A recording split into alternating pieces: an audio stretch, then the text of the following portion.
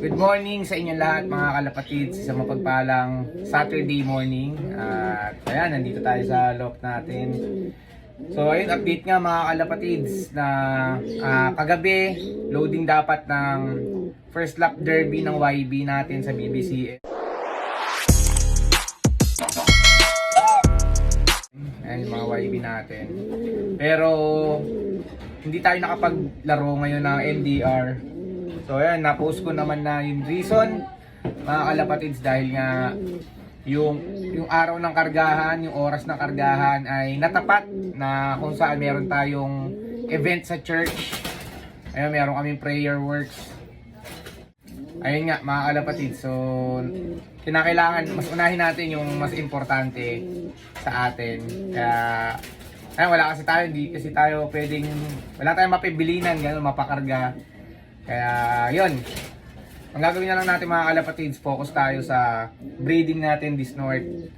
Itong mga ano natin, itong mga ibon natin. So papaliguan natin sila gamit tong wash out. Papaliguan natin tong dalawang breeders natin dito. Tsaka yung mga ibang ibon na rin, ipapa self bath natin. So ayun, ano na lang, wala, ano tayo ngayon. Pahinga na tayo, pero good luck sa mga kalapatids natin na may derby nga. Medyo may konting panghinayang kasi mga naka-YB series to, 3 piraso.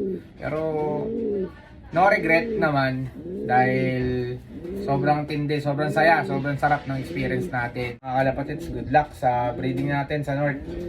Ito yung anak ni Miss Tisa, Santa Ana finisher natin.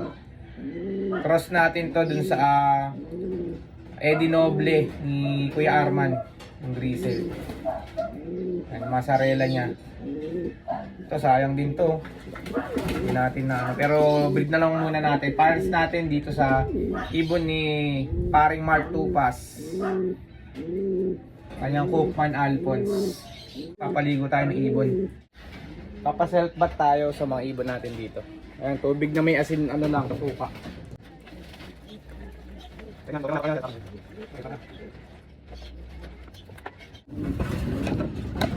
Patuka muna tayo mga kalapatids bago tayo magpaligo.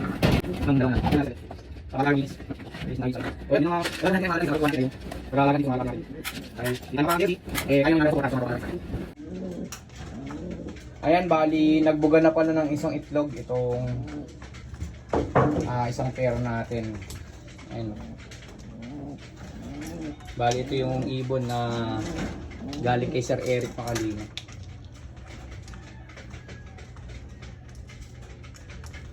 Baka mamaya magbuga na to ng isa pa. Kagabi lang to eh. Nakita ko kagabi. Tapos ito yung kinokondisyon natin na bago. Napurga na natin yung mga kalapatids. Ngayong araw papaliguan natin sila. Ayan, naka-ready yung pampaligo natin doon sa dito sa dalawang to. Ayan mga kalapatids, na paliguan na natin yung dalawa.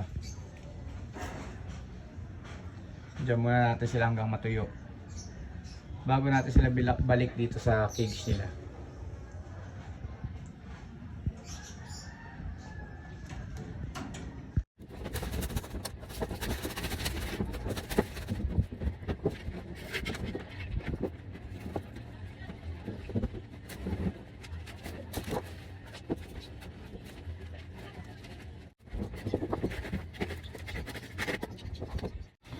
Bili tayong pop tray bago mga kalapatids. Tignan nyo yung pop tray natin, oh. Mga binabanatan ng mabait, oh. Dati pati kasi ito eh. Ay, binabanatan ng mabait. Bili tayo bago pop tray. Yon, malinis na naman yung kanilang pop tray mga kalapatids. So ayan. So yun lang mga kalapatids, bali yun lang muna ang mga magagawa natin dito sa ating loft. Dahil nga hindi tayo nakapaglaro ng derby, so asikasuhin na lang natin mabuti yung mga iilang kalapati natin dito. Kung tutusin, ilan na lang kalapati natin mga kalapatids? 2 pair, 3, 7, 8. 8 piraso lang yung ibon natin dito mga kalapatids. Kaya pasensya na dun sa mga kalapatids natin na nagpi-PM sa atin na baka naman.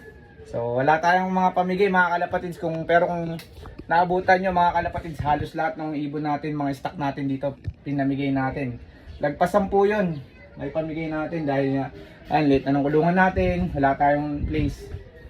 So siguro yung 10 ibon, 10 to 15 birds kasama na yung breeder, siguro sapat na sa atin.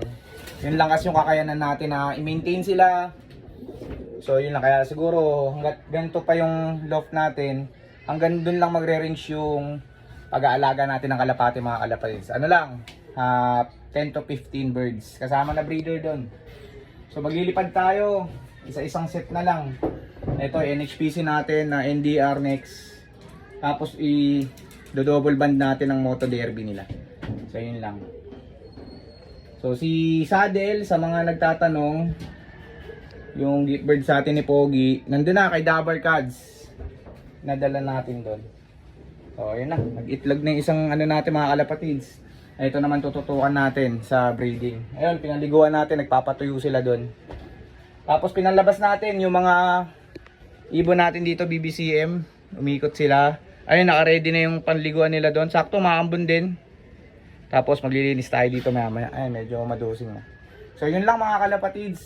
Wala tayong vlog ng race ngayon. Good luck sa ating lahat mga kalapatids. Sana suportahan nyo pa rin ako kahit wala akong upload ng mga race. Ayan. Update lang dito sa munting kalapatihan natin. Maraming salamat sa inyo lahat mga kalapatids. Ingat tayo palagi. Happy flying. God bless.